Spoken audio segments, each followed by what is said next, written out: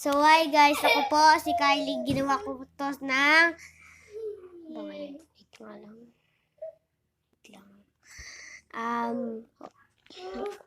Wednesday, 27 December 2023. So, 9 na po ako. Si Carl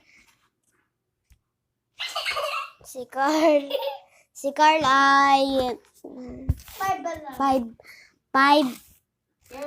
5 years old at saka. So, magme-makeup po tayo ngayon.